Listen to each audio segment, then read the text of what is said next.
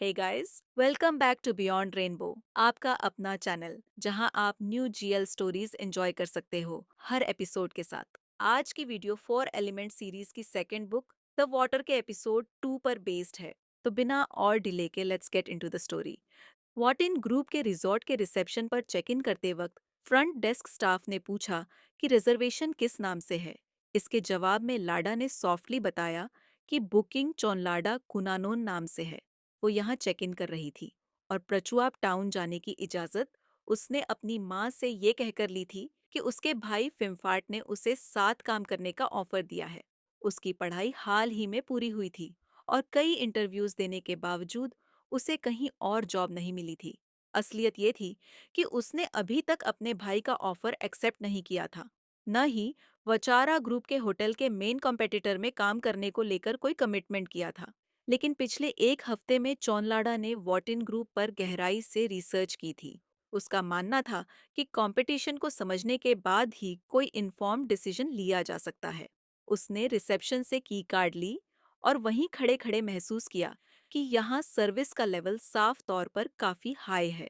Employees अच्छी तरह trend लग रहे थे और अपने काम को लेकर जेन्युइनली पैशनेट भी थे। पिछले कुछ दिनों से वो और उसकी फ्रेंड यहाँ इसी इरादे से रुकी थी कि हर चीज को ध्यान से ऑब्जर्व करें और कुछ भी नजर से छूटने न दें। नीट यानी उसकी फ्रेंड ने चारों तरफ देखते हुए कहा कि ये जगह बहुत एलिगेंट और कोजी है और प्राइस भी अफोर्डेबल है। इस पर लाडा ने उसे तुरंत याद दिलाया कि खुद को कंट्रोल करे, क्योंकि ये उनके फैमिली के कंपेटिटर का रिजॉर्ट है। नेट ने तुरंत सॉरी कहा और माना कि वो पल भर के लिए ये भूल गई थी। लाडा अपनी फ्रेंड की बात से सहमत होते हुए भी पहली नजर में सिर्फ सर्विस और खूबसूरती से इम्प्रेस नहीं होना चाहती थी। उसे नहीं पता था कि रूम नॉर्मल निकलेगा या उसमें कोई ऐसी कमी होगी जिसे वो पॉइंट आउट कर सके। इसलिए वो किसी भी तरह का जजमेंट देने से पहले वेट करना चाहती थी। रूम देखने के बाद नीट ने कहा कि रूम अच्छा है, सी व्यू बहुत खूबसूरत है और बेड भी बहुत कंफर्टेबल है। इस पर लाडा ने कहा कि वो उसे अपने साथ इसलिए लाई है ताकि वो कॉम्पिटिटर की वीकनेसेस ढूंढने में उसकी मदद कर सके। नीट ने ऑनेस्टली एक्सेप्ट किया कि यहाँ कुछ भी गलत नहीं लग रहा, सब कुछ बढ़िया है और वो इसके खिलाफ कुछ कह ही नहीं सकती। थोड़ी डिससेटिस्फैक्शन के साथ चोनलाडा अपने फ्रेंड के पास सॉफ्ट बेड पर गिर पड़ी, जो पहले से ही आराम से लेटी हुई थी। वो सोच में डूबी रही और कोई ऐसा प्लान बनाने की कोशिश करने लगी जिससे यहाँ रुकने पर खर्च किया गया पैसा बेकार न जाए। उसे कोई फैसला लेना था और अपने भाई फिम्फॉट को जवाब देना था। नेट ने कहा कि इसका मतलब कंपेटिटर के खिलाफ कंप्लेंट करने और उसे बदनाम करने वाला प्लान काम नहीं करेगा।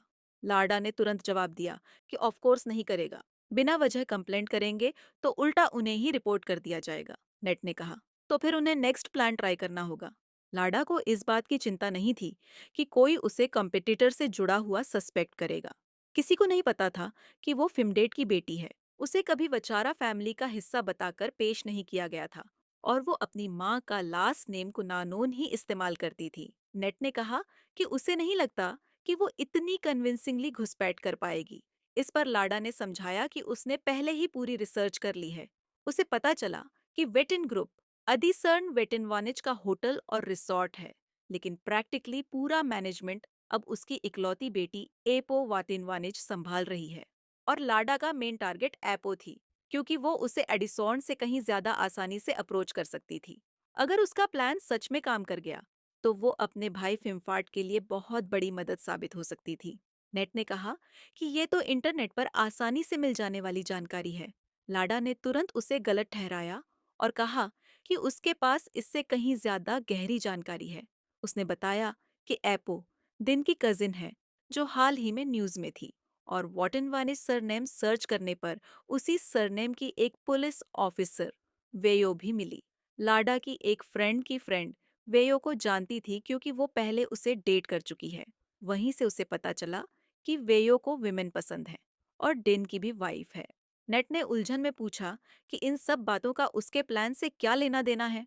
लाडा ने शॉर्ट में कहा कि वॉटिन वानिच फैमिली का झुकाव वुमेन की तरफ है, तो एपो भी शायद अलग नहीं होगी। नीट ने सवाल उठाया कि वो इतनी जल्दी कंक्लूजन्स पर क्यों पहुंच रही है, जो जरूरी नहीं कि सच हो। नीट के मन में ये सवाल भी आया कि क्या सिर्फ सेम लास्ट नेम होने से किसी की सेक्सुअल प्रेफरेंस भी सेम हो सकती है। उसे समझ नहीं आ रहा था कि चोन लाड़ा इतनी श्योर कैसे हो सकती है, लेकिन अपनी फ्रेंड को इतना कन्विंस्ड देखकर वो इस प्लान पर सवाल कैसे उठाए, ये भी समझ नहीं पा रही थी। लाड़ा ने साफ कहा कि एपो का विमेन को पसंद करना उसके लिए वीकनेस भी है और एडवांटेज भी। नीट ने हैरानी से पूछा कि वो क्या करने वाली है।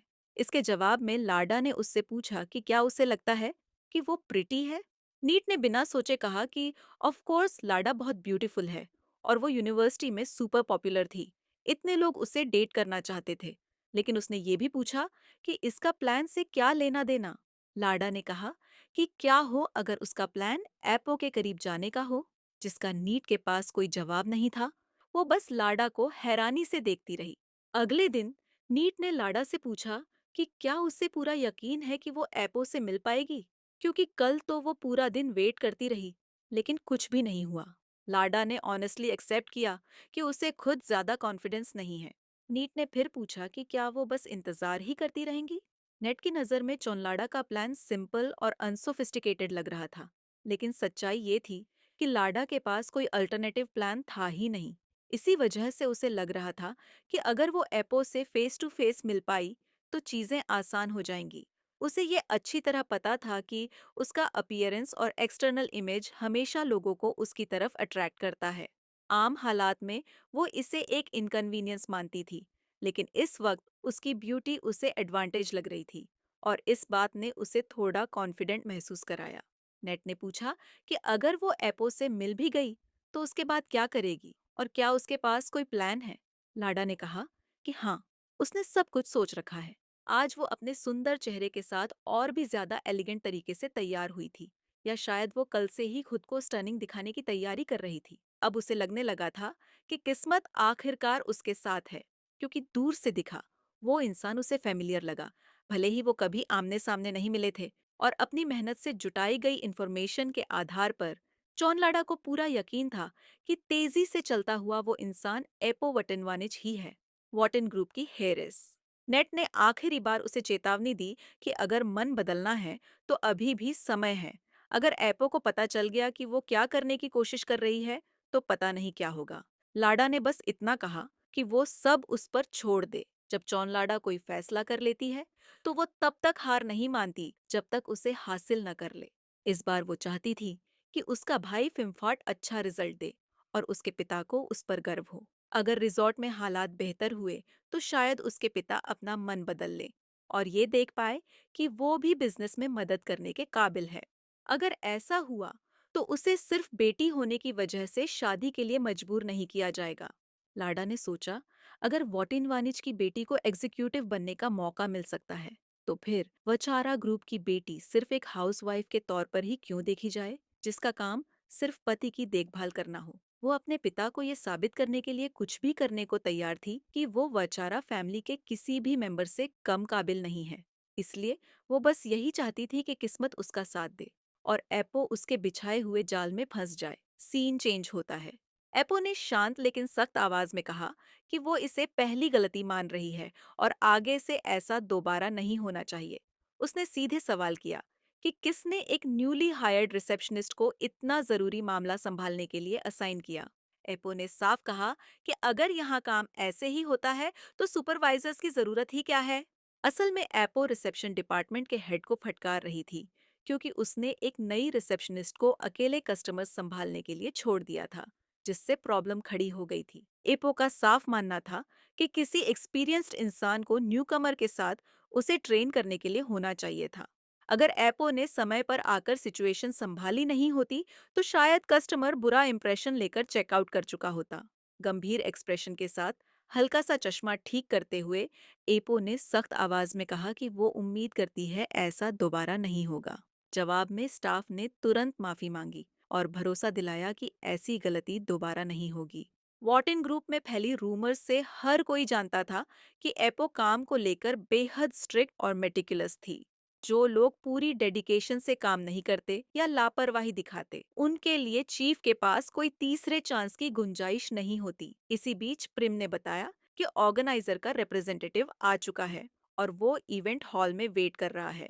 एपो ने बिना रुके कहा कि वो अभी आ रही है, लेकिन इस जल्दबाजी में उसे कॉरिडोर के दूसरे सिरे से आते इंसान का ध्यान नहीं रहा। अचानक दोनों टकरा गए और एपो अपने तेज कदमों को समय पर रोक नहीं पाई।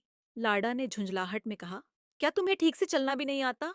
टकराते ही एपो ने तुरंत सॉरी कहा और पूछा कि क्या आप ठीक हैं?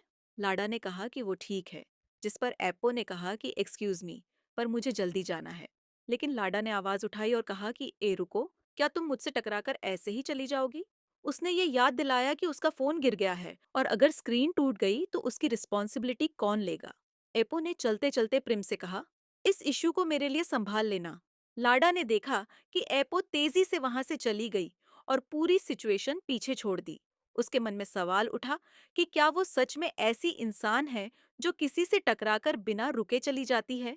इतनी साफ टक्कर के बाद भी उसे बात करने या ठीक से माफी मांगने में कोई दिलचस्पी नहीं थी, और ये सब तब हुआ जब उसने पूरी कोशिश की थी। परफेक्ट ड्रेसिंग, फ्लॉलेस हेयर और मेकअप, सिर्फ एपो का अटेंशन पाने के लिए। लेकिन यहाँ कोई भी फिल्मों जैसे टाइम स्लो वाला पल नहीं आया और ना ही लव एट फर्स्ट साइट हुआ। प्रेम ने प्रोफेशनल आवाज में कहा, अगर फोन रिपेयर या रिप्लेसमेंट की जरूरत हो तो चीफ जरूरी खर्च कवर कर देंगी। उसने बिजनेस कार्ड देते हुए एक्सपेंसेस सबमिट करने के लिए कांटेक्ट करने को कहा और एक्सक्यूज मी कहकर वहां से चली गई। तभी पीछे से आवाज आई, लाडा क्या हुआ? उसकी बेस्ट फ्रेंड ने पूछा कि क्या तुम दोनों ने बात की और एपो इतनी जल्दी चली क्यों गई? चोनलाडा ने उदास मुस्कान के साथ कहा कि हमने मुश्किल से 3 सेंटेंसेस एक्सचेंज किए। एपो और उसकी असिस्टेंट पहले ही वहां से जा चुके थे। सारी केयरफुल प्लानिंग के बावजूद लाडा अकेली खड़ी थी और समझ नहीं पा रही थी कि अब क्या करे। उसने अपनी बेस्ट फ्रेंड से कहा, शायद मैं इतनी भी प्रिटी नहीं हूँ। उसने मुझे देखा तक नहीं। नीट ने उसे समझाते हुए कहा कि तुम बहुत स्टनिंग लग रही हो, लेकिन शायद तुम उसकी टाइप की नहीं हो। भले ही ये सच था कि एपो ने उसकी तरफ देखा तक नहीं, चोनलाडा अपनी स्ट्रेटेजिक गलती को और ज्यादा हाईलाइट नहीं करना चाहती थी, क्योंकि अब जब उसने ये शुरू किया है तो उसे खुद पर भरोसा रखना ही होगा। आखिर में उसने अपने मन में तय किया कि अगर प्यार से नहीं तो स्ट्रैटेजी से ही सही, और उसने खुद से वादा किया कि वो इतनी आसानी से हार नहीं मानेगी।